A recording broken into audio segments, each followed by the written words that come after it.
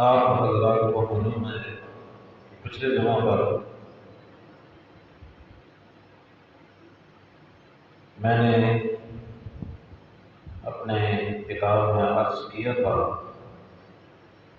کہ ہم پر آزمائشیں، سیلاب، قحطیاں، مصیبتیں اور پریشانیاں کیوں آتی ہیں۔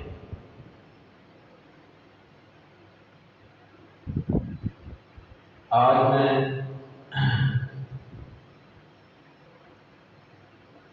اس سلسلے میں یہ عرض کرنے کی کوشش کروں گا کہ ان سے بچنے کا طریقہ کیا ہے، کون سا ایسا طرز عمل ہے اگر ہم اختیار کریں تو ان سیلابوں، قحطیوں، وباؤں، بیماریوں، مصیبتوں اور پریشانیوں سے بچ سکتے ہیں۔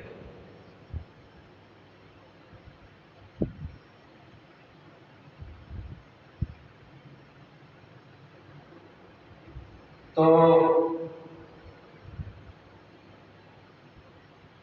عوامل تو میں عرض کر چکا تھا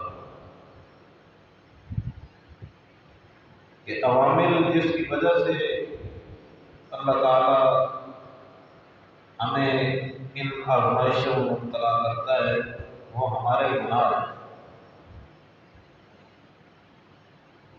ہمارے گناہ اور اس کے ساتھ دوسرا بڑا سبب ہے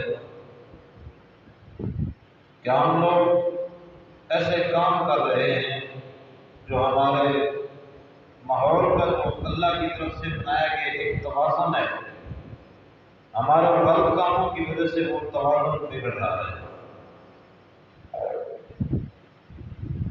تو گناہوں کے ساتھ ساتھ یہ بھی ایک حقیقت ہے،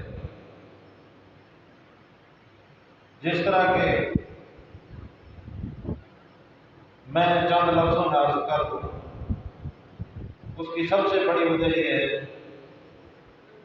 کہ ہمارے ملک میں جنگلات اور درختوں کی بڑی تیزی سے کمی ہو رہی ہے۔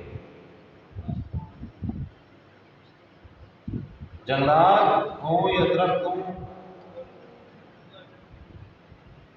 کسی بھی ملک کی سلامتی میں اہم کردار ہے۔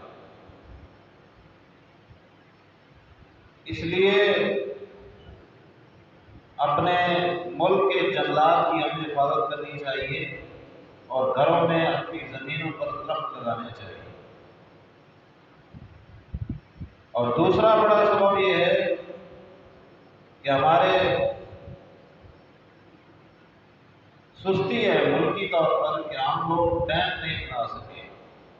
یہ جو پانی لوگوں کو تباہ برباد کر رہا ہے، کیا ہو رہا ہے کہ جب بارشیں ایک مہینہ بھی نہ ہو تو ہمارے ملک میں پانی کی کمی ہو جاتی ہے۔ کیوں؟ اس لیے کہ ہم پانی کو محفوظ نہیں کر سکے۔ ڈیم ہمارے ملک میں بہت کم ہے۔ ڈیم نہ ہونے کی وجہ سے، پانی کو محفوظ نہ کرنے کی وجہ سے پھر بجلی کی لوڈ شیڈنگ ہوتی ہے، کیونکہ بجلی بنتی کم ہے جتنی ملک میں اس کی ضرورت ہوتی ہے۔ تو آپ کو معلوم ہونا چاہیے کہ اس دور میں اور آنے والے دور میں جنگیں وسائل کی بنیاد پر لڑی جائیں گی۔ کسی ملک کو تباہ کرنے کے لیے یہ کافی ہوگا کہ اس کا پانی آپ بند کر دیں۔ اور ہمارا پڑوسی ملک انڈیا ہمارے ساتھ یہی کر رہا ہے۔ پاکستان کے بڑے ڈیم انڈیا کے زیر انتظام کشمیر سے آتے ہیں، اور انڈیا بجلی کسی تیزی کے ساتھ ان ڈیموں پر، ان دریاؤں پر ڈیم بنا رہا ہے اور اس کا رخ انڈیا کی طرف موڑ رہا ہے، اور ہمارے حکمران اس پر خاموش ہیں۔ تو ہمیں ڈیم بنانے چاہیے۔ میں نے کہا ہے کہ آنے والے دور میں جنگیں پانی پر ہوگی، پانی کے لیے لڑی جائیں گی، وسائل کے لیے۔ دنیا اتنی بھوکی ہو جائے گی تو ہمیں احتجاج بجلی اور بلوں کے لیے نہیں کرنا چاہیے۔ ہمیں سڑکوں پر نکلنا چاہیے کہ ہمارے ملک میں ڈیم بنائے جائیں، ہمارے ملک میں درخت لگائے جائیں، ہمارے ملک میں آلودگی کو کم کیا جائے۔ تو یہ وہ عوامل ہے جو سیاسی اور معاشرتی طور پر، ہم کوئی دور کے دھلے ہوئے نہیں ہیں، ہم کتنے درخت پود لگا رہے ہیں، ہم یہ تو کہتے ہیں کہ تم تو یہ کام صحیح نہیں کرتی، ہم کتنے خود اچھے ہیں یہ ہمیں پتا ہے۔ تو اپنے ملک کی حفاظت کریں، ہر ملک کی چیز ہماری چیز ہے، ہمارے بچوں کی ہے، ہماری نسلوں کی ہے، ہماری بہنوں اور بھائیوں کی ہے، تو ان کی حفاظت کریں۔ بہرحال یہ تو عوامل تھے جن کی وجہ سے پاکستان میں بڑا عمل کیا ہے کہ ہم اللہ تعالیٰ کی بارگاہ کے باغی ہو چکے ہیں، گناہوں کی لت میں مبتلا ہو چکے ہیں، اور دوسرے سیاسی اور معاشرتی عوامل میں نے عرض کی ہیں کہ ہمارے ملک میں جنگلات کو کاٹا جا رہا ہے۔ یہ جو آپ ہر دوسرے دن گرمیوں میں دیکھتے ہیں کہ جہاں مرگلہ کی پہاڑی پر آگ لگی ہوتی ہے، یہ آگ لگی نہیں ہوتی، یہ آگ لگائی جاتی ہے جنگلات کو کاٹنے کے لیے، لکڑی چوری کرنے کے لیے، پھر اس لکڑی کو مہنگے داموں بیچا جاتا ہے۔ تو بہرحال اگر ہم ملک کو بچانا ہے تو ہمیں سوچنا ہوگا، اگر ہم نے کوئی احتجاج کرنا ہے، دھرنا دینا ہے، تو اس لیے نہ دیں کہ بل زیادہ آ جائے، اس لیے دیں کہ آپ ہمارے ملک میں ڈیم کیوں نہیں بنا رہے ہیں۔ تو ڈیم جس علاقے میں ہوتے ہیں، آپ جانتے ہیں کہ ادھر اس ایریے میں پانی کی بہت کمی ہے۔ اگر کسی پنجاب کے علاقے میں چلے جائیں جہاں سے دریا گزر رہا ہے، دریا کے آس پاس علاقوں میں آگ پڑ جائے تو 100 فٹ کے اندر اندر بہترین پانی آ جاتا ہے، سارا دن وہ کھیتوں کو سیراب کرتے ہیں، کچھ نہیں ہوتا۔ ادھر گھر کے لیے پانی کی ایک ٹینکی ہم فل کرتے ہیں، وہ ختم ہو جاتا ہے، کیوں؟ ڈیم نہیں ہے، پانی نہیں ہے، اس پر ہمیں توجہ دینی چاہیے۔ تو یہ تو وہ عامل تھے جو ہم کر سکتے تھے، اور ان اللہ تعالیٰ کے جو عذاب ہیں، سیلاب، اللہ تعالیٰ کی طرف سے وبائی امراض، اگر ہم چاہتے ہیں کہ اللہ تعالیٰ فوری طور پر انہیں ہم سے روک لے، تو اس کی بڑی، اس کا ذریعہ اللہ تعالیٰ کی بارگاہ میں توبہ کرنا ہے۔ ہمیں اپنے گناہوں پر معافی مانگنا ہوگی، قومی طور پر، قومی سطح پر، حکومتی سطح پر، ہر بندے کو اپنے گریبان میں جھانکنا ہوگا کہ میں کیا کر رہا ہوں۔ تو توبہ وہ اللہ کی رحمت کا دروازہ ہے۔ اگر ہم اپنے دل میں خوف خدا بسا کر تقویٰ کی دولت سے مال ہو کر توبہ کرتے ہیں، اللہ تعالیٰ زحمتوں اور پریشانیوں کو ہم سے اٹھا لیتا ہے اور اپنی رحمت کے دروازے ہمارے اوپر کھول دیتا ہے۔ تو ہمیں توبہ کرنے کی ضرورت ہے۔ تو جس طرح کہ میں نے عرض کیا کہ اللہ اور اس کے پیارے رسول صلی اللہ علیہ وآلہ وسلم نے بار بار ہم سے مطالبہ کیا ہے کہ ہم اپنے گناہوں کی معافی مانگیں۔ تو عزیزان محترم، اللہ سارے خزانوں کا مالک ہے، اس کو ہم سے کچھ مطالبہ کرنے کی، مانگنے کی ضرورت نہیں ہے، اور ہمارا عقیدہ ہے کہ اللہ تعالیٰ نے اپنے پیارے محبوب صلی اللہ علیہ وآلہ وسلم کے اختیار میں، آپ کے تصرف میں دونوں جہانوں کی نعمتیں رکھی ہیں۔ آپ اللہ تعالیٰ کی عطا سے جسے جو چاہیں عطا کرتے ہیں، آپ کو کوئی ضرورت نہیں ہے۔ مانگتا وہ ہے جس کو کسی چیز کی ضرورت ہو، مطالبہ وہ کرتا ہے جسے اس چیز کی ضرورت ہو۔ اللہ کو کیا ضرورت پڑی کہ وہ ہم سے بار بار مطالبہ کر رہا ہے، ہمیں حکم دے رہا ہے کہ میرے بندوں مجھ سے توبہ کر لو۔ یہ اس کی آپ اور میرے جیسے گناہ گاروں سے محبت ہے کہ میرا بندہ جو جہنم کی طرف جا رہا ہے واپس آ جائے، میری طرف لوٹ آئے، جہنم کے راستے کو چھوڑ دے، جنت کے راستے پر چلنا شروع کر دے۔ اس میں ہمارا فائدہ ہے، اللہ کو ہماری توبہ کی کوئی ضرورت نہیں۔ اس روئے زمین پر ساری دنیا گناہوں کی لت میں مبتلا ہو جائے، گناہوں کے دلدل میں دھنس جائے، اسے اللہ تعالیٰ کی قدرت پر کوئی فرق نہیں آتا۔ اللہ تعالیٰ نے ہم سے بڑے بڑے لوگوں کو مٹا دیا ہے۔ قرآن کہتا ہے کانوا اشد منا قوہ، وہ ایسی قوم تھی جو قوت میں تم سے بڑھ کر تھی، جو اپنی سائنس میں، ٹیکنالوجی میں، اپنی طاقت میں، زور میں تم سے بڑھ کر تھی، اللہ نے ایک لمحے میں ان کو بھی مٹا دیا۔ صفحہ ہستی سے مٹا دیے گئے، اسے ہماری جو ہے ضرورت نہیں ہے کہ میرا بندہ توبہ کرے۔ یہ اپنے حبیب کے صدقے، اپنی حبیب کی امت سے اس کا پیار اور محبت ہے کہ وہ چاہتا ہے کہ یار یہ گناہوں کے راستے کو چھوڑ کر نیکی کے راستے پر آ جائے۔ تو اللہ تعالیٰ کی رحمت کو حاصل کرنے کا سب سے بڑا ذریعہ توبہ ہے، اپنے دل کے اندر خوف خدا کو بسا لینا ہے۔ تو ویسے تو توبہ اور خوف خدا یہ تو الگ ٹاپکس ہیں، ہم ان کو الگ بھی ڈسکس کر سکتے ہیں، لیکن میں ان کو یہاں پر اکٹھا بیان کر دوں گا کہ پہلے دور میں جب مسلمان عروج پر تھے، اسلام عروج پر تھا، اس کی وجہ کیا تھی؟ ان کے دلوں کے اندر خوف خدا تھا۔ اس خوف خدا کی وجہ سے ہر بار، ہر دفعہ دن میں کئی بار، دن میں ہر وقت اللہ کے احکامات کے سامنے سر پر سجود رہتے تھے، سر تسلیم خم کرتے تھے، اپنی وہ چھوٹی چھوٹی معمولی باتیں جنہیں ہم کچھ سمجھتے بھی نہیں ہیں ان پر بھی اللہ تعالیٰ کی بارگاہ میں گڑ گڑا کر معافی مانگتے تھے۔ ابھی ہمارے بھائی وہ ایک منقبت پڑھ رہے تھے کہ تو علی علی کی طرح، تو حضرت علی رضی اللہ تعالیٰ عنہ کے بارے میں اور خاندان آل بیت کے بارے میں آپ سے عرض کروں گا کہ وہ لوگ تقوی کے کس درجے پر فائز تھے۔ اس دور میں اسلام کے عروج کی وجہ یہی تھی، اسلام ترقی پر اس لیے تھا کہ ان لوگوں کے دلوں میں خوف خدا تھا، ان لوگوں کے سینوں میں عشق مصطفیٰ تھا، وہ لوگ تقوی کی دولت سے مالا مال ہو گئے تھے۔ آج ہم کیوں ہر جگہ پہ مار کر رہے ہیں، کافر ہمارے اوپر غالب ہیں؟ اس لیے کہ ہمیں پتہ ہی نہیں کہ خوف خدا ہے کیا، ہمیں پتہ ہی نہیں کہ توبہ کہتے کس کو ہیں۔ ہمارے دل سے عشق رسول اور پھر عشق رسول کی جو ہے عملی صورت میں نبی پاک کی سنت کی اتباع کا جذبہ نکل چکا ہے، ہم مکمل دنیا داری کی لت میں مبتلا ہو چکے ہیں، لیکن وہ لوگ نہیں ہوئے۔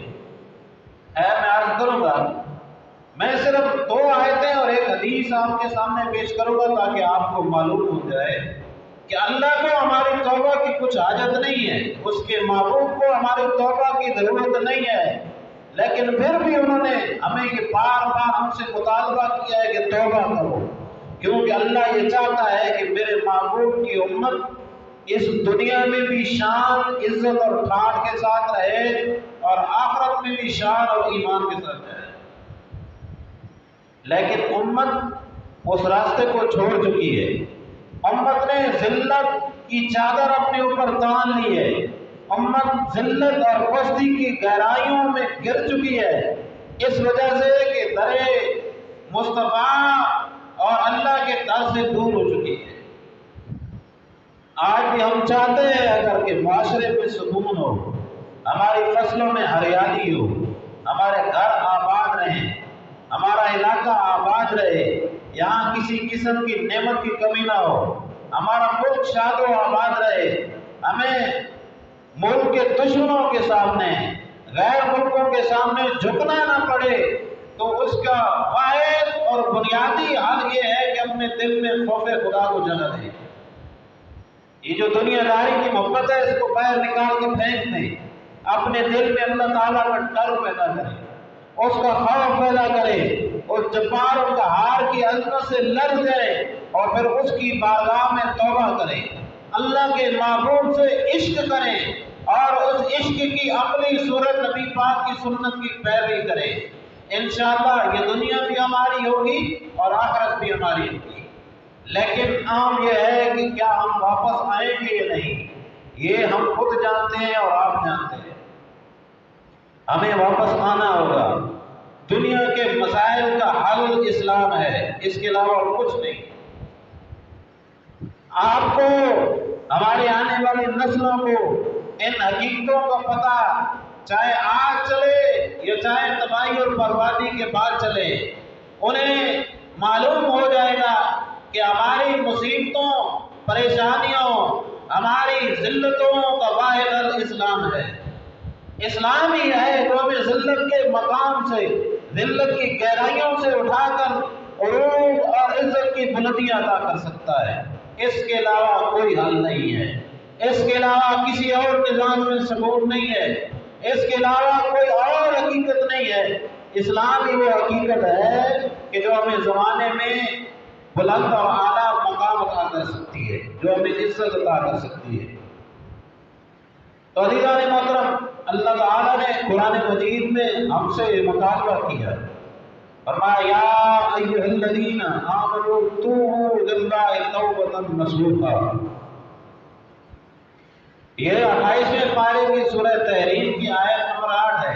اللہ تعالیٰ نے ارشاد فرمایا ہے کہ اے ایمان والو، اللہ کے سامنے صاف دل سے توبہ کرو، صاف دل سے توبہ کرو۔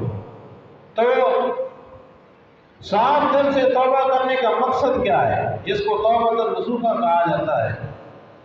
تو حضرت امام حسن بصری جو کہ سیدنا علی المرتضیٰ کرم اللہ وجہہ الکریم کے شاگرد ہیں، وہ فرماتے ہیں توبۃ نصوحا سے مراد یہ ہے کہ آدمی جو کام برائی کے کر چکا ہے ان پر شرمندہ ہو اور پھر ان کاموں کی طرف نہ لوٹنے کا پختہ ارادہ کرے، پھر اللہ کی بارگاہ میں معافی مانگے، تو یہ توبۃ نصوحا ہے۔ اور حضرت علی رضی اللہ تعالیٰ عنہ آپ ارشاد فرماتے ہیں کہ توبۃ نصوحا اسے کہا جاتا ہے جس میں یہ 6 چیزیں پائی جائیں۔ 6 چیزیں۔ پہلی چیز یہ ہے کہ آدمی جو کام برے کر چکا ہے ان پر شرمندہ ہو، اللہ کی بارگاہ میں، رسول اللہ کی بارگاہ میں اسے شرمندگی ہو۔ اور دوسری چیز یہ ہے کہ اس شرمندگی کے ساتھ جو فرائض اور واجبات اس نے چھوڑے ہیں ان کو قضا کرے۔ یہ نہیں کہ ایک آدمی نماز نہیں پڑھتا تھا، اب وہ نماز پڑھنا شروع کر دے، توبہ کر دے، اور جو وہ چھوڑ چکا ہے ان کو رہنے دے، نہیں، ان کو قضا کرے، کیونکہ نماز فرض ہے۔ اسی طرح اگر کوئی چیز واجب ہے اس کو قضا کرے۔ اور تیسری شرط یہ ہے کہ اگر وہ توبہ کر رہا ہے ظلم سے، تو جس آدمی نے کسی کا مال اگر ظلماً لیا ہو تو اس کو واپس کرے۔ یہ نہیں کہ مال بھی اپنے پاس رکھے پھر سر پر سفید ٹوپی کر کے مسجد میں کھڑا ہو جائے اور کہے کہ میں اللہ سے توبہ کرتا ہوں، تو اللہ تعالیٰ کو ہمارے لباس سے غرض نہیں ہے۔ یہ ہمارا معیار ہے کہ ہم انسان کا جو دین ہے اس کے لباس سے پہچانتے ہیں، اللہ کا یہ معیار ہرگز نہیں ہے۔ اللہ تعالیٰ کا جو تعلق ہے وہ ہمارے ساتھ ہمارے دلوں کا ہے، جو ہمارے دلوں کے احوال دیکھتا ہے۔ تو اگر کسی نے کسی مال ظلم کے طور پر لے لیا ہے، کسی کی زمین لے لی ہے، کسی کی جائیداد سے زبردستی لے لی ہے، تو وہ اس کو واپس کرے گا، پھر توبہ کرے گا، تو تب اس کی توبہ قبول ہوگی۔ اور چوتھی شرط یہ ہے کہ اگر کسی نے کسی انسان کو زبان کے ساتھ یا ہاتھ کے ساتھ تکلیف دی ہے تو اس سے اپنے اس طرز عمل کی معافی مانگے۔ اور 5ویں شرط یہ ہے کہ آئندہ اس گناہ کے پاس نہ جانے کا پختہ ارادہ کرے کہ گناہ تو دور کی بات ہے، میں اس گناہ کے قریب بھی نہیں جاؤں گا۔ اور اسی طرح 6ٹھی شرط یہ ہے کہ جس طرح اس نے اپنے آپ کو، اپنے نفس کو اللہ کی نافرمانی میں دیکھا ہے، اسی طرح وہ اپنے آپ کو نیکی کے راستے پر بھی چلا کر دیکھے۔ یہ نہیں کہ توبہ کی، کچھ عرصہ نیک کام کیے، پھر پرانے راستے پر، پھر پرانی راہوں پر، پھر پرانی روش پر، نہیں، جس طرح وہ دیکھ چکا ہے کہ اس پرانی روش پر اپنے آپ کو، اسی طرح اب جو روش اس نے نیکی کی اختیار کی ہے اس پر استقامت اور ثابت قدمی کے ساتھ چلے۔ یہ 6 شرائط ہوں گی تو توبۃ نصوحا یعنی دل سے توبہ ہوگی۔ تو میں نے حضرت علی رضی اللہ تعالیٰ عنہ ان کا آپ سے ذکر کیا، تو حضرت علی رضی اللہ تعالیٰ عنہ اور اہل بیت کے اس بارے میں ترجمہ کیا تھا وہ بھی میں آپ کے سامنے بیان کر دوں۔ عزیزان محترم، یقین جانیں آج کے دور میں نعرے لگانا بہت آسان ہے، ہم لوگ اس دھوکے میں مبتلا ہے کہ ہم شاید نعروں سے پل صراط کو کراس کر جائیں گے، ایسا ہرگز نہیں ہوگا۔ ہمیں ان نیک ہستیوں کے نقش قدم پر چلنا ہے، تب جا کر ہماری نجات اور کوشش ہوگی، ورنہ یہ امت تباہی کے دہانے پر کھڑی ہے، اخلاقی لحاظ سے تباہ و برباد ہو چکی ہے، معاملات کے لحاظ سے تباہ و برباد ہو چکی ہے، معاشرتی لحاظ سے تباہ و برباد ہو چکی ہے۔ عزیزان محترم، کون علی جن کے بارے میں روایات میں آتا ہے کہ حضرت علی رضی اللہ تعالیٰ عنہ فجر کی جب نماز سے پہلے آپ منبر میں بیٹھتے، آپ محراب میں بیٹھتے نماز کی، جب نماز ادا ہو جاتی تو حضرت علی رضی اللہ تعالیٰ عنہ اپنی داڑھی کو زور سے پکڑ لیتے تھے، اپنی داڑھی کو زور سے پکڑ کر اس طرح کھینچ کر کہتے تھے، اے دنیا تو مجھے دھوکہ دینے کے لیے آئی ہے، تو میرے پاس بند سمر کر آئی ہے، جا دور ہو جا، علی نے تجھے 3 طلاقیں دے دی ہیں۔ ان لوگوں کی دنیا داری دیکھیں، دین سے محبت دیکھیں، اللہ کو راضی کرنے کی خاطر انہوں نے دنیا کو 3 طلاقیں دے دی، دنیا کی محبت انہوں نے چھوڑ دی تھی، اور یہ ہستیاں ہیں جن پر کبھی زکوٰۃ کی فرض نہیں ہوئی۔ میں حیران ہوتا ہوں آج کل کے ہمارے پیروں پر، یہ ہمارے جو مولوی ہیں جو کروڑوں کی گاڑیوں میں پھرتے ہیں، جن کے پورے محلات ہیں، اور یہ کس منہ سے نبی پاک کی محبت کا دعویٰ کرتے ہیں، یہ کس منہ سے اپنے نام سے مولا علی کا نام لیتے ہیں، اتنے بڑے سرمایہ دار۔ آپ اپنے قرب و جوار میں دیکھ لیں، جتنے امیر یہاں کے پیر ہیں اتنا کوئی عام بندہ امیر نہیں ہے۔ اسلام آباد کے امیر ترین خاندانوں میں سے جو ٹاپ 10 ہیں، ان میں بھی پہلے نمبر پر یہاں اسلام آباد کا ایک پیر خاندان ہے، جبکہ ان کے نانا کون ہیں؟ جن ہمارے نبی کریم صلی اللہ علیہ وآلہ وسلم نے امت پر زکوٰۃ کا نظام لاگو کیا، لیکن وصال مبارک تک نبی پاک علیہ السلام پر زکوٰۃ کبھی فرض ہوئی نہیں۔ آپ نے صدقات نافلہ ضرور دی ہیں، بہت دی ہیں، لیکن نبی پاک کا کبھی زکوٰۃ فرض نہیں ہوئی، اس لیے کہ نبی پاک نے کبھی اتنا مال ہی جمع نہیں کیا کہ ان پر زکوٰۃ فرض ہو۔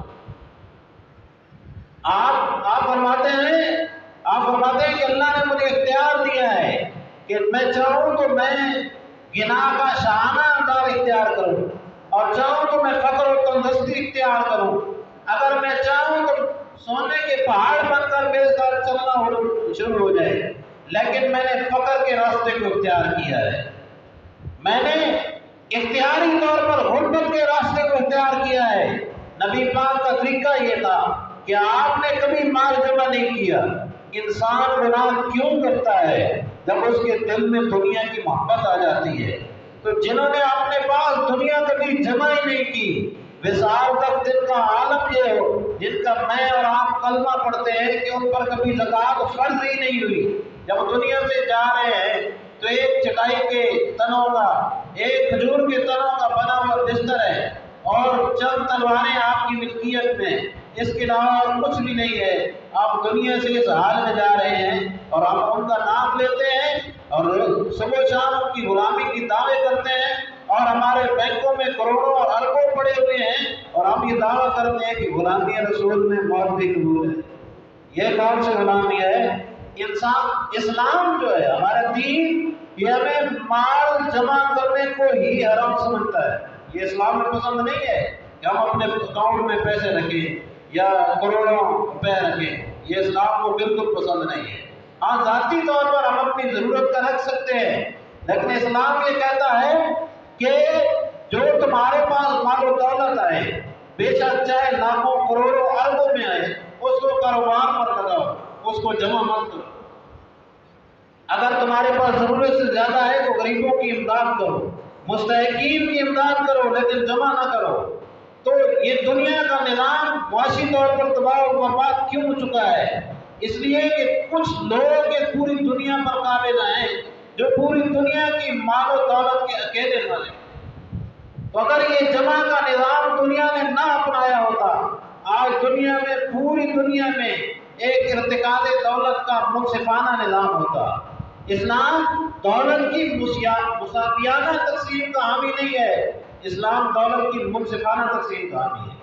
اسلام یہ نہیں کہتا کہ جس کے پاس ارب روپے ہے تو اس کے پاس ارب کا مالک نہیں ہونا چاہیے، وہ تو 10,000 کا مالک ہونا چاہیے، نہیں، اسلام کہتا ہے جو جس کا حلال کا پیسہ ہے وہ اس کی ملکیت میں ہونا چاہیے، لیکن اسے چاہیے کہ اس کو جمع نہ کرے، اس کو کاروبار پر لگائے۔ جب آدمی کاروبار پر لگاتا ہے، اسلام میں جب آدمی کاروبار پر لگاتا ہے تو اس سے کیا ہوتا ہے کہ غریبوں کو روزگار ملتا ہے اور جس آدمی کا پیسہ ہے اس کو نفع ملتا ہے۔ تو ویلا بیٹھ کر کھانے کا اسلام حامی نہیں ہے۔ تو کیوں؟ اس لیے کہ اللہ کے محبوب صلی اللہ علیہ وآلہ وسلم نے کبھی اپنی زندگی میں جمع نہیں فرمایا۔ تو ہم مانگ لیتے ہیں۔ حضرت علی رضی اللہ تعالیٰ عنہ کا طرز عمل کیا ہے کہ روزانہ اپنی داڑھی مبارک کو پکڑ کر محراب میں بیٹھ جاتے ہیں، کہتے ہیں کہ دنیا تو مجھے بہکانے کے لیے آئی ہے، مجھے دھوکہ دینے کے لیے آئی ہے، میرے پاس من سور کر آئی ہے کہ تو علی کو راستے سے ہٹا دے گی، نہیں، دور ہو جا، میں تجھے 3 طلاقیں دے چکا ہوں۔ حضرت امام زین العابدین رضی اللہ تعالیٰ عنہ، آپ کے گھر والے کہتے ہیں کہ حضرت امام زین العابدین جب نماز کے لیے وضو کرتے تو آپ کے چہرے مبارک کا رنگ اڑ جاتا تھا، متغیر ہو جاتا تھا، پریشان ہو جاتے تھے۔ گھر والے پوچھتے کہ حضور اس پریشانی کی وجہ کیا ہے؟ حضرت امام زین العابدین فرماتے کیا تمہیں پتہ نہیں ہے کہ میں کس کی بارگاہ میں کھڑا ہونے جا رہا ہوں؟ کبھی ہم نے سوچا ہے؟ ہم تو نماز پڑھ کے بھی اتراتے ہیں کہ ہم نے نماز پڑھ لی ہے تو ہم نمازی ہیں، تو فلاں آدمی نماز نہیں پڑھتا۔ ہم تو قرآن پڑھ کے بھی اتراتے ہیں کہ میں نے قرآن پڑھا ہوا ہے، میں قاری ہوں، تو فلاں آدمی کو تو قرآن بھی نہیں آتا۔ ہم تو عالم بن کے بھی اتراتے ہیں کہ میں بڑا عالم ہوں، تو فلاں آدمی مجھ سے کمزور ہے علم میں۔ ہم تو مسجد بنا کر بھی اتراتے ہیں کہ میں مسجد چلا رہا ہوں، تو فلاں آدمی تو مسجد میں بھی نہیں آتا۔ نہیں، یہ ہمارا دین نہیں کہتا ہے۔ جو آدمی من عرف نفسہ فقد عرف ربہ، جو آدمی اپنے آپ کی خامیوں سے آگاہ جاتا ہے وہ رب کو اس لیے جان لیتا ہے کہ اللہ تعالیٰ اس کے اتنے قریب ہو جاتا ہے کہ وہ دنیا سے کبھی دھوکہ نہیں کرتا۔ تو میں آپ کو بتاؤں کہ مسلمان ترقی کیوں کر رہے تھے، مسلمان ترقی میں کیوں تھے؟ اس وجہ سے کہ وہ دنیا دار نہیں، ان کے دلوں میں خوف خدا تھا، اللہ تعالیٰ کی بارگاہ میں توبہ کرتے تھے۔ تو اسی لیے اللہ نے سورہ آل عمران کی آیت نمبر 102 میں ارشاد فرمایا یا ایھا الذین آمنوا اتقوا اللہ حق تقاتہ، کہ اے ایمان والو اللہ سے اس طرح ڈرو جس طرح سے اس کے ڈرنے کا حق ہے، ڈرنے کا حق ہے۔ تو مفسرین کرام کہتے ہیں کہ ڈرنے کا حق اللہ سے کس طرح ہے؟ وہ کہتے ہیں کہ اللہ تعالیٰ کے معاملے میں، نیکی کے معاملے میں کسی کی جو تنقید ہے، کسی کی ملامت اور برائی کی انسان پرواہ نہ کرے۔ اگر نیکی ہے، اللہ کی بارگاہ میں ایک کام پسند ہے، ساری دنیا آپ کے مخالف کھڑی ہو جائے، آپ کے رشتہ دار، آپ کے بیٹے، آپ کا سارا خاندان آپ کے خلاف کھڑا ہو جائے، نیکی کے دامن کو کبھی نہ چھوڑے، دنیا پوری خلاف ہو جائے، لیکن جس کا کام کا حکم اللہ نے دیا ہے اس کام کو نہ چھوڑے۔ اور فرمایا ہمیشہ انصاف پر قائم رہے، اگرچہ انصاف کرنے میں خود اپنی ذات کا یا اپنی اولاد کا یا ماں باپ کا ہی نقصان کیوں نہ ہو جائے، انصاف کا دامن کبھی ہاتھ سے نہ چھوڑے۔ اسے کہتے ہیں اللہ سے ڈرنے کا حق ادا، یہ اللہ سے ڈرنے کا حق ہے۔ تو جس طرح کہ میں نے عرض کیا، اللہ کے محبوب صلی اللہ تعالی علیہ وآلہ وسلم نے توبہ قبول کرنے کے بارے میں آپ صلی اللہ تعالی علیہ وآلہ وسلم ارشاد فرماتے ہیں، آپ نے انسان کی لالچ کی مثال دی، لالچ کی مثال دینے کے بعد پھر آپ نے ہمیں توبہ کا حکم دیا کہ کس طرح ہمیں توبہ اختیار کرنی چاہیے۔ صحیح حدیث مبارکہ ہے، اللہ تعالیٰ کے محبوب صلی اللہ تعالی علیہ وآلہ وسلم ارشاد فرماتے ہیں، علی رانی قدر اللہ کے محبوب صلی اللہ تعالی علیہ وآلہ وسلم ارشاد فرماتے ہیں، عن ابن عباس رضی اللہ تعالی عنہ ان رسول اللہ صلی اللہ علیہ وآلہ وسلم قال لو ان لابن آدم وادیا من ذهب احب ان يكون له وادیان ولن يمنع الله الا التراب ويتوب الله على من تاب۔ اللہ کے محبوب فرماتے ہیں لوگوں، ایک آدمی کی لالچ کی مثال ہے کہ اگر ایک آدمی کے پاس پورے سونے کی ایک وادی ہو، وادی اسے کہا جاتا ہے جو چاروں جانب سے پہاڑوں میں گری ہو، جس کی مشرق میں بھی پہاڑ ہو، مغرب میں بھی پہاڑ ہو، شمال میں بھی پہاڑ ہو، جنوب میں بھی پہاڑ ہو۔ اللہ کے محبوب صلی اللہ علیہ وسلم فرماتے ہیں لوگوں اگر کسی آدمی کے پاس سونے کی پوری وادی ہو، وہ پھر بھی اس وادی پر قناعت نہیں اختیار کرے گا، اس کا دل نہیں بھرے گا، وہ اس دولت سے راضی نہیں ہوگا، وہ چاہے گا احب ان یکون لہ وادیان، اس کے دل میں پھر بھی تمنا ہوگی کہ کاش اللہ تعالیٰ اسی طرح کی ایک اور وادی مجھے عطا فرما دیتا۔ حالانکہ ایک وادی کے ساتھ وہ بڑی ٹھاٹ کے ساتھ رہ رہا ہے، بڑے شاہانہ طریقے کے ساتھ رہ رہا ہے، لیکن پھر بھی اس کے دل کی لالچ نہیں بھرے گی، دنیا کا حرص اس کے دل سے نہیں جائے گا، وہ چاہے گا کہ کاش اللہ تعالیٰ مجھے اتنی مال و دولت اور دے دے۔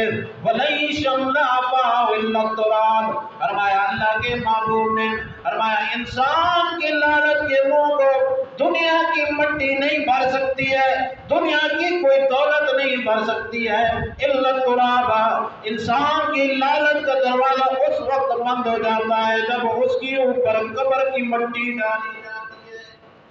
پھر انسان سمجھتا ہے کیا ہے وہ دنیا جس کی خاطر میں نے لوگوں پر ظلم کیے تھے، جس کی خاطر میں نے لوگوں کے ساتھ ناانصافیاں کیے تھی، جس کی خاطر میں نے لوگوں کو دھوکے دیے تھے، جس کی لالچ میں میں مبتلا ہو کر گیا تھا، آئے وہ دنیا میرے کام نہ آئی۔ آج قبر میں نہ میرے بینک بیلنس میرے کام آئیں گے، نہ میرے کوٹیاں اور محلے کام آئیں گے، نہ میری گاڑیاں کام آئیں گی، نہ میری اولاد کام آئے گی، نہ وہ میرے بیٹے کام آئیں گے جنہیں دنیا کی بڑی بڑی دستگاہوں میں نے پڑھایا تھا تاکہ دنیا کو حاصل کر سکے۔ وَلَن يَمْلَأَ فَاهُ إِلَّا التُّرَابُ، قبر کی مٹی جب اس کے اوپر ڈالی جائے گی انسان یہ حقیقت سمجھ لے گا کہ اس قبر میں دنیا کا مال و دولت کام نہیں آتا ہے، کام آتے ہیں تو صرف نیک اعمال کام آتے ہیں۔ اچھا پھر اللہ کے محبوب نے فرمایا وَيَتُوبُ اللَّهُ عَلَىٰ مَن تَابَ، اسی حدیث میں فرمایا کہ جو بندہ توبہ کر لیتا ہے اللہ اس کی توبہ کو قبول فرماتا ہے۔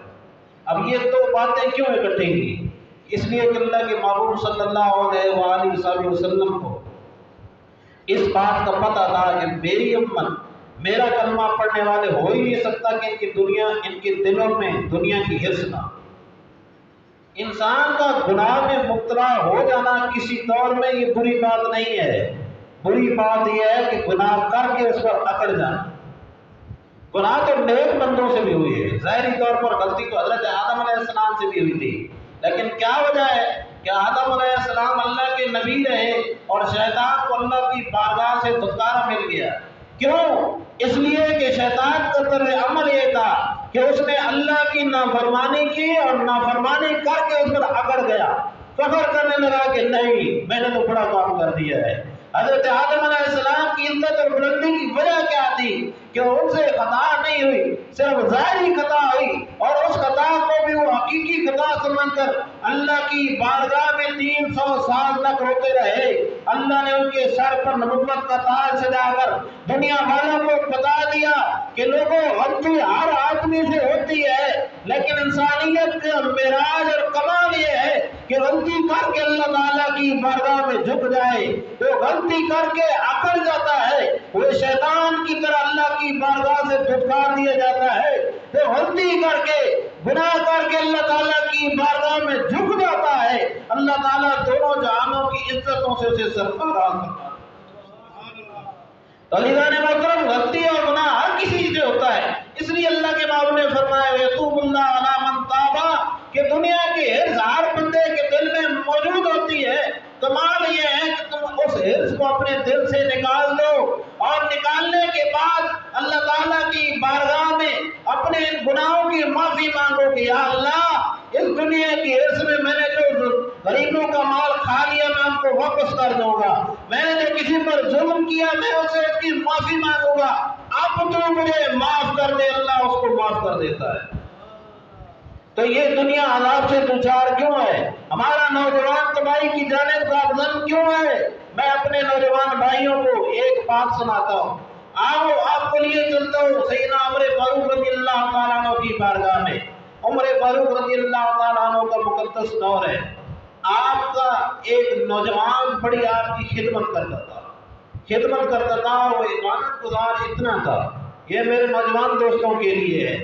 आप पाकिस्तान का मुस्तकबिल हैं, आप इस इलाके का मुस्तकबिल हैं, आपकी वजह से कौमों की तामीर होगी। अपने ऊपर गौर करें कि आप जा कहाँ रहे हैं, क्यों हम लोग वापस नहीं आते। इस्लाम तरक्की पर क्यों था? इसलिए कि लोग गुनाह करके वापस आ जाते थे। आज इस्लाम और मुसलमान, इस्लाम तो फिर भी तरक्की पर है, मुसलमान जवान पनीर क्यों आए? इसलिए कि आजकल के दौर में मुसलमान जुल्म करके उस पर फख्र करते हैं कि मेरा बेटा इतना है, उसने तो इतने आदमी मार दिए, मेरा बेटा इतना है, उसके पास इतनी गाड़ियां लैंड क्रूजर है, उसके तो इतना बैंक बैलेंस है, उसकी तो इतनी कोटियां कारें हैं। ये नहीं देखते कि बेटे ने हासिल कहाँ से किए हैं, हराम कमा के किए हैं या हलाल कमा के किए हैं। तो इस पर गरूर करने की क्या बात है? बेटे के आगे जाने की फिक्र करो। जिस बेटे के बारे में दुनिया में हम ये गवारा नहीं करते कि एक भेड़ या चींटी उसको काट ले, हम उसके बारे में ये कैसे गवारा कर लेते हैं कि कब्र में जाने के बाद कब्र के सांप और बिच्छू उसको डसना शुरू करते हैं। अभी ये भी हमने सोचा है, वो लोग सोचते थे, इसी वजह से तरक्की पर थे, इसी वजह से वहां सैलाब नहीं आते थे, इसी वजह से उन लोगों की दुआएं कबूल होती थी। हमारी दुआएं कबूल क्यों नहीं होती हैं? हमारे ऊपर हर साल आजमाइशें क्यों आती हैं? हमारे लोगों के जाना माल बर्बाद क्यों होते हैं? पूछो हम लोगों से। पाकिस्तान की 22 करोड़ की आबादी में से अब इस सैलाब की सूरत में 3 करोड़ लोग वो हैं जिनके घर नहीं है, उनके घर पानी में बह चुके हैं, वो लोग तबाह और बर्बाद हो चुके हैं। और पाकिस्तान में जो है आधा पाकिस्तान सैलाब में डूब चुका है लोगों के, और 1000 से ज्यादा लोग, ये भी सरकारी आदाद शुमार है, हकीकत में पता नहीं कितने होंगे। सरकारी आदाद शुमार के मुताबिक 1000 या 1200 के करीब लोग अपनी जानें गवा क्यों बैठे हैं?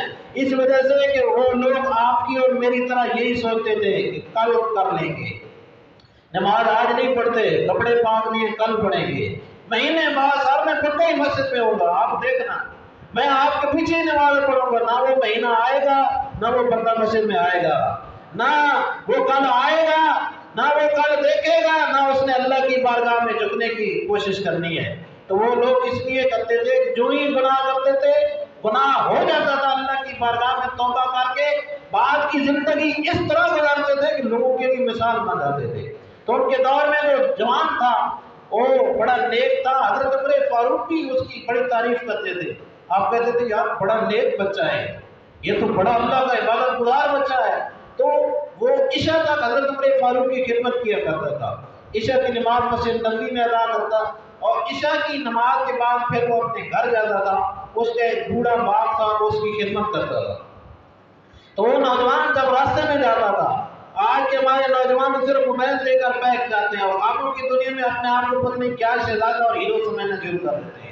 तो अदीना ने मोहतरम में हीरो में कुछ नहीं रखा। हीरो आपके वही है जो सैयदना उमर फारूक है, जो अली मुर्तजा है, जो इमाम ज़ैनुल आबिदीन है, हमारे आइडियल, हमारे प्यारे महबूब सल्लल्लाहु अलैहि वसल्लम है। जिनके आइडियल अल्लाह के महबूब जैसी हस्ती हो, उनको और लोगों को हीरो मानने की जरूरत नहीं है।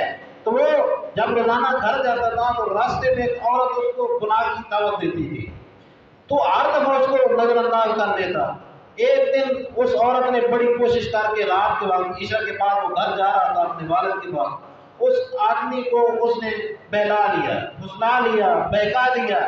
तो वो जब उस औरत के दरवाजे पर नौजवान गया तो वो हमारी तरह तो नहीं था कि जब गुनाह के रास्ते पर जाना पड़े तो पीछे मुड़ के देखे भी नहीं।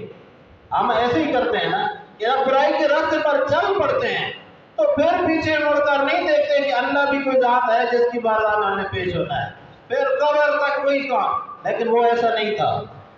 जब उस औरत के दरवाजे पर पहुंचा, उसे कुरान की एक आयत याद आ गई। तो जिस कौम को कुरान देकर पढ़ना नहीं आता वो आयत याद क्या करेगी? हमारा तो कबाड़ा यहाँ से हो चुका है। तो और आयत याद आ गई। आयत क्या थी? इन्नल्लज़ीना तक़ौ इज़ा मस्सहुम ताइफ़ुम मिनश्शैतानि तज़क्करू फ़इज़ा हुम मुबसिरून, कि फरमाया वो लोग जब शैतान उन्हें घेर लेता है, शैतान उन्हें گھیر لیتا ہے، تذکروا، وہ ہوشیار ہو جاتے ہیں، فیضا مبصرون، اور وہ گناہوں سے باز آ جاتے ہیں۔ اس عورت کے دروازے پر یہ آیت یاد آئی، اس نوجوان نے چیخ ماری اور چیخ مار کر بے ہوش ہو گیا اللہ کے خوف کی وجہ سے۔ ہمارے نوجوانوں کی چیخیں کہاں ہیں؟ ہمارے نوجوانوں کی چیخیں لڑکیوں کے پیچھے ہوتی ہیں کہ جب والد صاحب ناجائز رشتہ نہیں کراتے تو چیخیں مار مار کر روتے ہیں، اس کے علاوہ ان کی چیخیں نہیں ہوتی۔ ہاں حقیقت ہے، آپ اس کو نظر انداز تو نہیں کر سکتے۔ ہر کسی کے گھر میں ایسا ہیرو نہیں ہوگا تو دوسرے تیسرے کے گھر میں ہوگا، دیکھ لینا، ہر کسی خاندان ہے، ہمارے خاندان میں بھی ایسا ہی ہے۔ تو وہ بے ہوش ہو گیا، گر پڑا۔ اس کے والد صاحب جب دیر ہو گئی، اس کو تلاش کرتے کرتے آئے، دیکھا کہ بے ہوش ہوا پڑا ہے، لوگوں کو بلایا، اٹھا کر اس کو گھر میں لے گئے۔ گھر میں لے کر جاتے تو جب اس کو ہوش آیا تو اس نے والد کو یہ سارا ماجرا سنایا۔ جب وہ سنا چکا تو پھر دوبارہ رونے لگ گیا، پھر زور سے چیخ ماری، اتنی زور سے چیخ ماری کہ اللہ تعالیٰ کی خوف کی وجہ سے اس کا کلیجہ پھٹ گیا اور اس نوجوان کی روح کب سے انسری سے پرواز کر گئی، فوت ہو گیا۔ گھر والوں نے اس کو دفنا دیا۔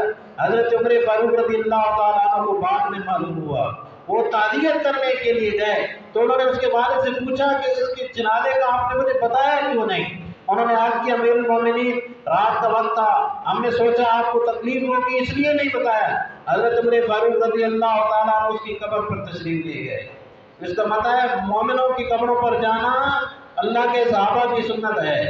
آج کل کے وہ لوگ جو امپورٹڈ عقیدہ ہے نا، جو اللہ کے محبوب کے گنبد خضرا سے عقیدہ نہیں لیتے، وہ ائمہ کعبہ سے عقیدہ لیتے ہیں، مجھے کہتے ہیں قبروں پر نہیں جانا چاہیے۔